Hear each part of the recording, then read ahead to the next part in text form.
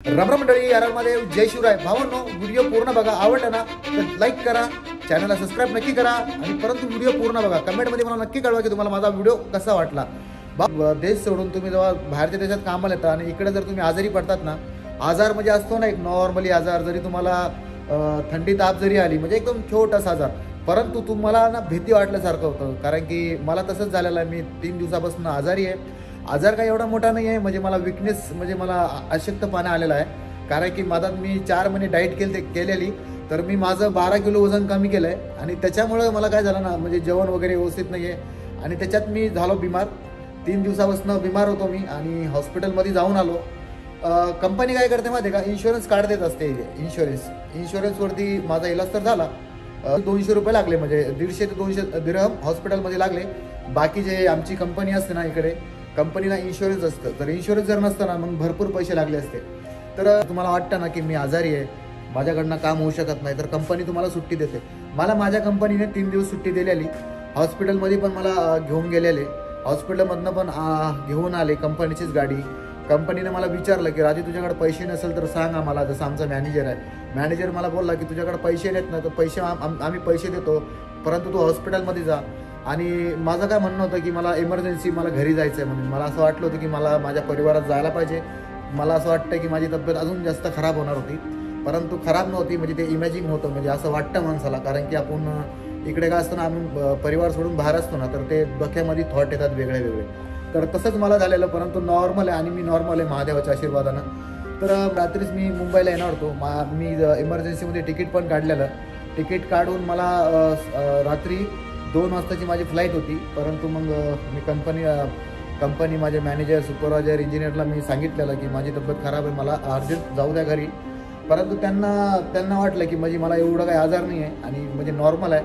तर मला त्याने रिक्वेस्ट करून थांबून घेतलं आणि मला समजूत घातलं की तुला आम्ही चांगल्या हॉस्पिटलमध्ये नेतो, तुला आम्ही म्हणजे असं आहे ना, मी म्हणतो ना तुम्हाला, कंपनी आईबापासारखं सांभाळ करते.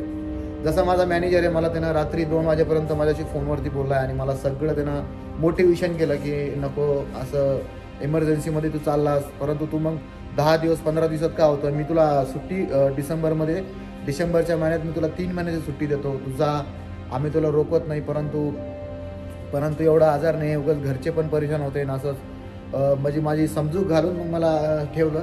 आणि एक गोष्ट काय केली नाही की माझं जे मी तिकीट काढलेलं इमर्जन्सी, कंपनी मला बोलले की तिचे पैसे पण तुला आम्ही देतो. म्हणजे कंपनीची चुकी नव्हती, चुकी तर माझी होती, कारण की मी अगोदर तिकीट काढलं आणि नंतर कंपनीला सांगितलं. परंतु कंपनी मला म्हणले तुला आम्ही त्याचे रिफंड, जे पैसे असतात जे तिकिटाचे, आम्ही तुला देतो, परंतु तू जाऊ नको, तू थांब जरा, तुला रेस्ट पाहिजे, तू रेस्ट कर 3 दिवस 4 दिवस, जेव्हा नीट होशील मग कामावरती जा.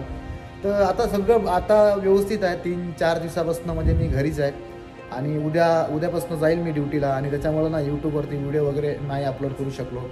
भरपूर काही आहे सांगण्यासारखं. म्हणजे व्हिडिओमध्ये मला काय सांगायचं होतं माहिती आहे का, जर तुम्ही अशा कंपनीमध्ये आलात ना, अशा की जे तुमचे इंजिनियर, मॅनेजर जे तुमचे चांगले असले ना, म्हणजे तुम्हाला जसं एक असतं ना, एक म्हणजे परिवाराचं असं तुम्हाला भासणार नाही की तुमचा परिवार जवळ नाही आहे. तुमचे रूम मेंबर जर चांगले असेल, तुम्हाला सोबत काम करणारे चांगले असेल, तर तुम्हाला असं वाटणारच की नाही अरे दुबई देश नाही आहे. तुम्हाला असं वाटेल की हे आपलं घर आहे, हे सगळं आपला परिवार आहे, म्हणजे आपली एवढी हे लोक चिंता करतात.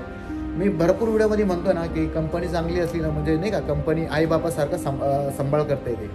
तर अशा कंपनीमध्ये जर आला तर तुमचं चांगलं आहे. आणि त्याच्यामुळेच आम्ही कंपनी सोडत नाही आहे. एवढ्या दिवसापासून कंपनीमध्ये आहोत.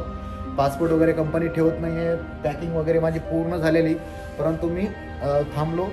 इमर्जन्सीमध्ये जर तुम्हाला असं वाटत असेल की तुम्हाला घरी जायचं आहे, तुम्हाला अर्जंट जायचं आहे, तुम्हाला जावं लागेल, तर तुम्ही जाऊ शकता. कारण का काय प्रॉब्लेम आहे तुम्ही ते सांगून तुम्हाला कंपनी सोडते, तुम्हाला जाता येतं घरी. बाकी देशामध्ये मला माहिती नाही आहे, परंतु ह्या देशामध्ये तुम्हाला आत्ता जरी वाटलं, आत्ता जर तुम्हाला घरी जायचं, तुम्ही आत्ता जाऊ शकता. तर भावांना वाटतं ना की बाहेरच्या देशात गेलं म्हणजे काय 2 वर्षानंतरच येतं का, असं नाही आहे. तुम्ही बिमार आहात, तुमच्या घरी काय इमर्जन्सी झालं, तुम्हाला लगेच तिकीट काढून तुम्हाला जाता येतं. कंपनी तुम्हाला रोखणार नाही ह्या UAEमध्ये.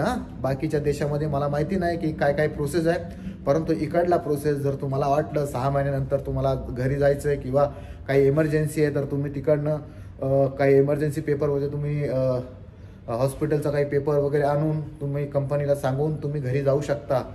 तर ह्या देशामध्ये असं आहे, भरपूर भावांना पण कमेंट केलेलं की 2 वर्षाच्या अगोदर जाता येतं का, तर हो जाता येतं, परंतु काही इमर्जन्सी असलं तरच तुम्हाला जाता येतं, कंपनी सोडते तुम्हाला. जर तुम्हाला ही माझी माहिती जर आवडली असेल तर व्हिडिओला लाईक, चॅनलला सबस्क्राईब नक्की करा.